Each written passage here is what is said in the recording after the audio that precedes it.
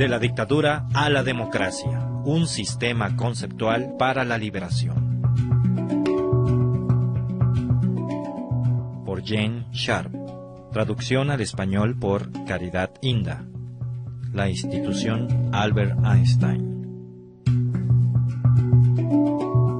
Voz Oxley.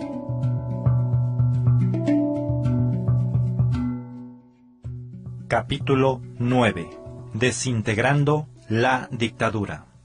El efecto acumulativo de estas exitosas campañas de desafío político bien dirigidas sería el fortalecimiento de la resistencia y el establecimiento y expansión de áreas de la sociedad donde la dictadura se encuentra con los límites de su control efectivo.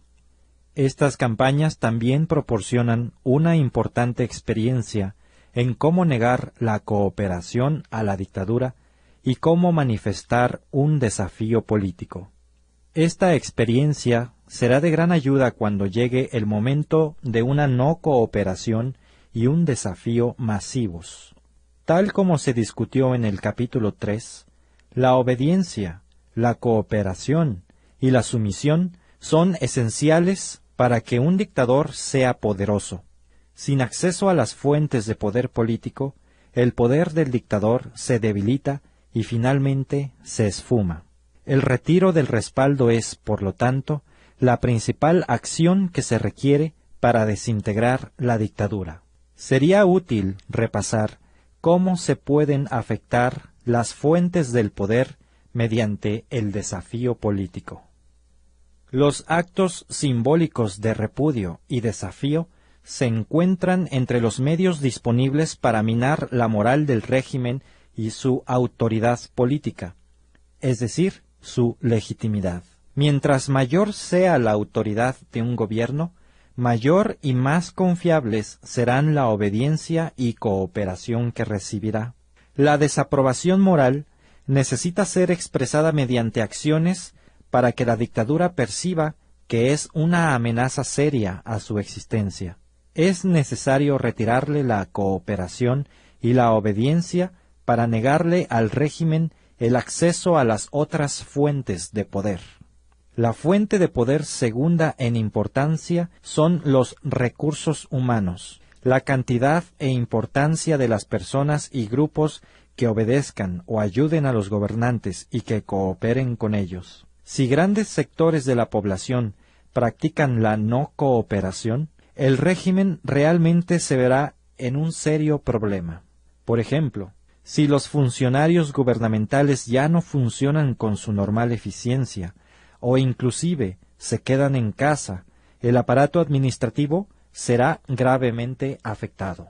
De igual manera, si entre las personas o grupos no cooperantes se incluye a los que previamente le han estado aportando tecnologías y conocimientos especializados, entonces los dictadores verán cómo su capacidad de funcionamiento se debilita gravemente. Hasta su capacidad de tomar decisiones ante una información sólida y de desarrollar políticas efectivas se verá seriamente reducida.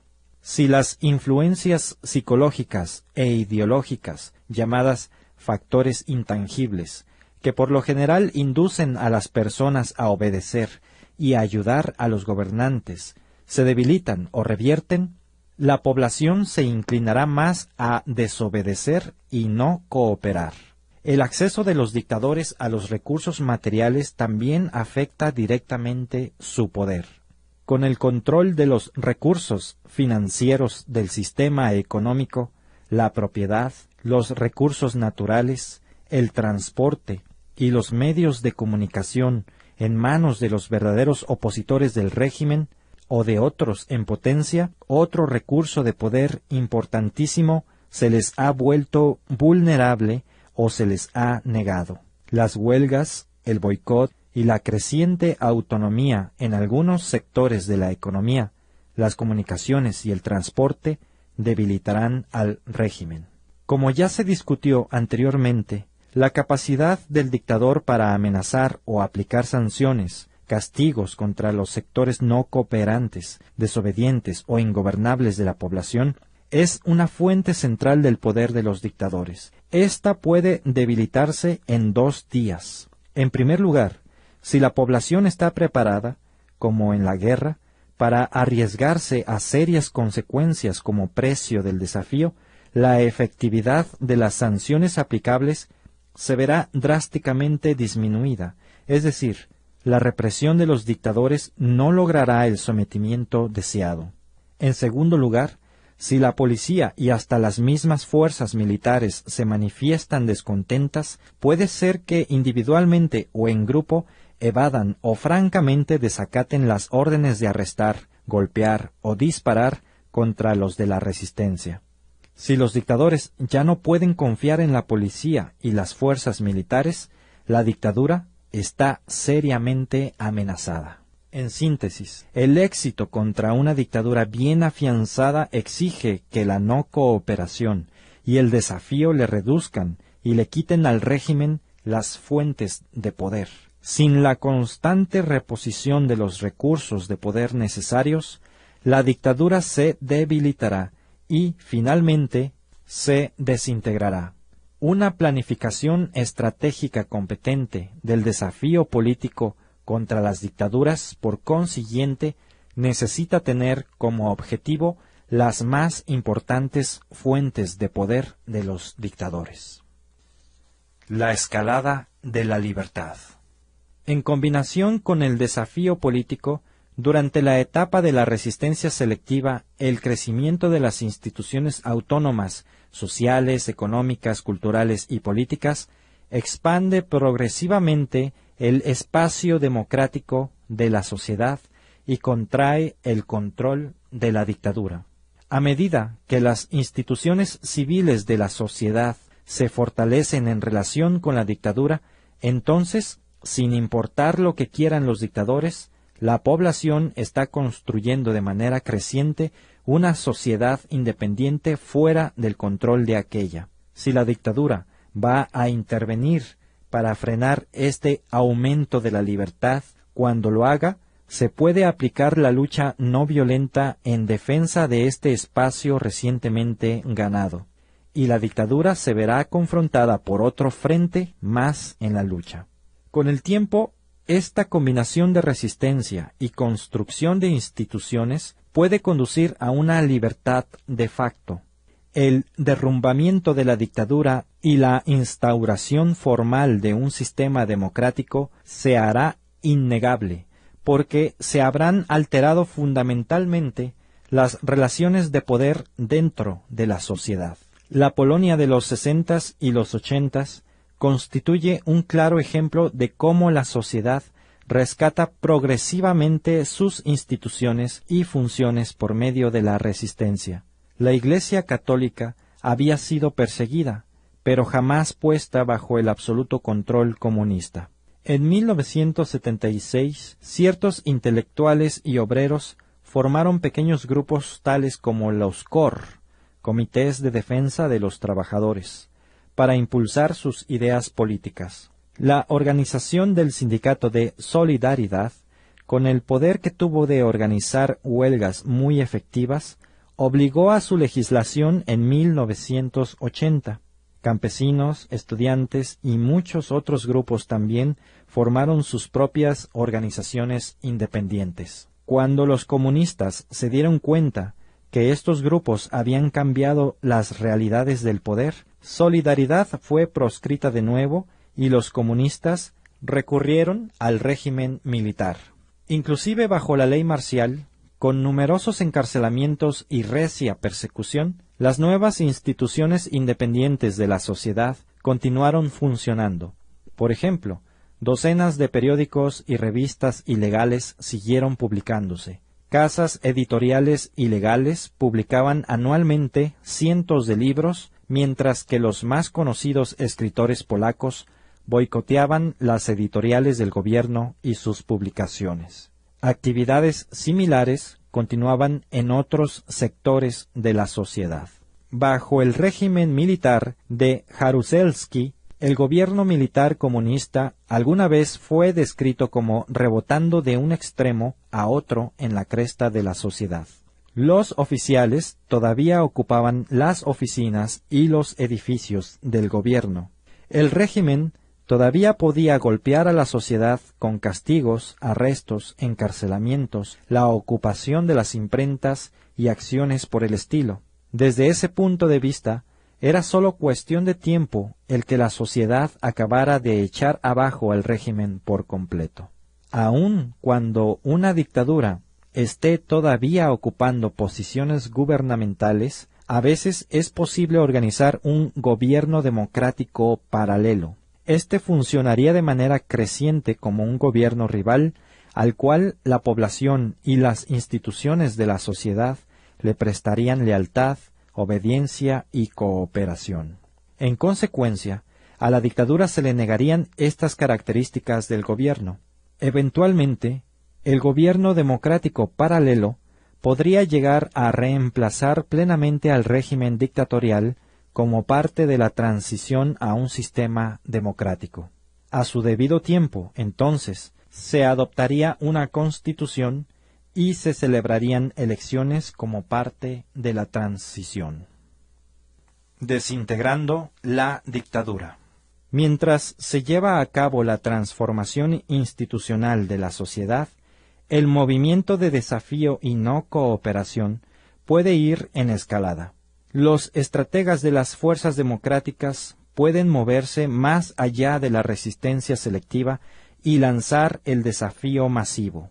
En la mayoría de los casos, hace falta tiempo para crear, construir o extender la capacidad de resistencia, y el desarrollo del desafío masivo podrá ocurrir solo después de algunos años. Durante este periodo intermedio, se deberá impulsar una campaña de resistencia selectiva con objetivos políticos más importantes cada vez. Se debe involucrar a grandes sectores de la población a todos los niveles de la sociedad. Dado un desafío político bien definido y disciplinado durante esta escalada de actividades, es muy probable que la debilidad interna de la dictadura se haga cada vez más evidente. Con el tiempo, la combinación de un desafío político vigoroso y la construcción de instituciones independientes es posible que atraiga una amplia atención internacional a favor de las fuerzas democráticas. Puede también producir condenas diplomáticas internacionales, boicot y embargos en apoyo a las fuerzas democráticas, como pasó en Polonia. Los estrategas deben estar conscientes de que en algunas situaciones la caída de la dictadura puede ocurrir extremadamente pronto, como en Alemania del Este en 1989. Esto puede ocurrir cuando las fuentes de poder les son masivamente negados como resultado de la repulsa de la población entera contra la dictadura. Este patrón conductual no es frecuente, y es mejor planificar para una lucha a largo plazo, aunque haya que estar preparado por si ocurre un cambio a corto plazo. Durante el curso de la lucha de liberación, las victorias, aunque sean pequeñas, deben celebrarse. Los que han ganado una victoria deben ser reconocidos. La celebración, acompañada por la vigilancia, también contribuye a mantener la moral en alto, y esto es muy necesario para las futuras etapas de lucha. Manejando el triunfo responsablemente. Los planificadores de la gran estrategia deben calcular por adelantado los modos posibles y preferibles de cómo una lucha victoriosa puede concluirse de la mejor manera a fin de impedir el surgimiento de una nueva dictadura y de asegurar el establecimiento gradual de un sistema democrático duradero. Los demócratas deben pensar cómo debe manejarse la transición de una dictadura a un gobierno interino al final de la contienda. Lo deseable en ese momento es establecer cuanto antes un nuevo gobierno que funcione. No obstante, no debe ser simplemente el viejo gobierno con un personal nuevo. Hace falta calcular qué sectores de la vieja estructura gubernamental, tales como la policía, tienen que ser abolidos completamente por su intrínseco carácter antidemocrático y qué sectores que se conserven han de ser sometidos más adelante a un esfuerzo democratizador. Un total vacío de poder podría abrirle paso al caos y a una nueva dictadura. Con antelación se debe determinar cuál habrá de ser la política a seguir con los altos funcionarios de la dictadura cuando se desintegre su poder. Por ejemplo, ¿se va a presentar al dictador ante un tribunal? ¿Se les permitirá a él y los suyos abandonar el país permanentemente? ¿Qué otras opciones habrá consistentes con el desafío político, la necesidad de reconstruir el país y de establecer una democracia después de la victoria? Se debe evitar a toda costa un baño de sangre que podría tener consecuencias drásticas sobre la posibilidad de un sistema democrático futuro. Deberá haber planes específicos para la transición a la democracia que deberán ser aplicados cuando la dictadura esté debilitándose o se derrumbe. Estos planes ayudarán a impedir que otro grupo capture el poder mediante un golpe de Estado. También se requerirán planes para la institución de un gobierno constitucional democrático con plenas libertades políticas y personales. No deben dejarse perder los cambios ganados a un precio tan alto por falta de planificación. Cuando los dictadores tengan que enfrentarse a una población cuyo poder cada vez es mayor y al crecimiento de grupos democráticos e instituciones independientes, a ninguno de los cuales podrá ya controlar la dictadura, los dictadores se encontrarán con que su poder se está desbaratando. Los cierres masivos de la sociedad, las huelgas generales, las quedadas en casa masivas, las marchas desafiantes u otras actividades socavarán cada vez más la propia organización de los dictadores y la de las instituciones relacionadas con ellos. Como una consecuencia de tal desafío y no cooperación ejecutados inteligentemente y con participación masiva todo el tiempo, los dictadores se quedarán sin poder y los defensores de la democracia habrán triunfado sin violencia. La dictadura se habrá desmoronado ante la población desafiante. No todos los esfuerzos en ese sentido triunfarán, y en especial nunca lo harán fácilmente y sólo rara vez pronto. Debemos recordar que tantas son las guerras militares ganadas como las perdidas. Sin embargo, el desafío político ofrece una verdadera posibilidad de victoria. Como apuntamos anteriormente, esa posibilidad puede ser enormemente fortalecida por medio del desarrollo de una gran estrategia, un arduo trabajo y una lucha tanto valiente como disciplinada. De la dictadura a la democracia, un sistema conceptual para la liberación.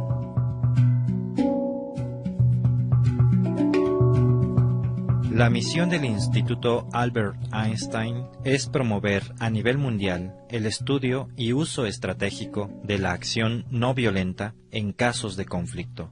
La institución se compromete a defender libertades e instituciones democráticas, oponerse a la opresión, las dictaduras y el genocidio, y reducir la dependencia en la violencia como herramienta política. Para lograr estos fines, se procederá de tres maneras: fomentando investigaciones y estudios sobre los métodos de acción no violenta y su uso en diferentes conflictos en el pasado, compartiendo los resultados de estos estudios con el público por medio de publicaciones, conferencias, medios de comunicación masiva, etc., asesorando a grupos en conflicto sobre el potencial estratégico de la acción no violenta.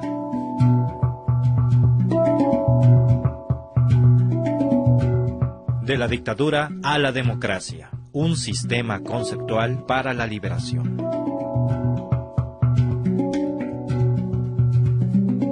Todo el material que aparece en este libro es del dominio público y se puede reproducir sin el permiso de Jen Sharp. Se agradece mención de la fuente. Primera impresión, diciembre del 2003. De la dictadura a la democracia, se publicó primero en Bangkok en 1993 por el Comité para la Restauración de la Democracia en Birmania, conjuntamente con Keith Giant, el periódico de la nueva era. Desde entonces se ha traducido a más de 8 idiomas y se ha publicado en Serbia, Indonesia y Tailandia, entre otros países. The Albert Einstein Institution, 427 Newbury Street, Boston, Massachusetts, Estados Unidos de Norteamérica. Sitio oficial www.aeinstein.org.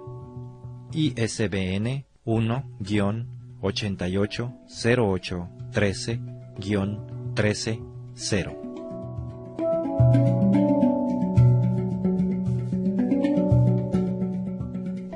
Los tracks musicales utilizados en este audiolibro fueron tomados del sitio www.freemusicarchive.org.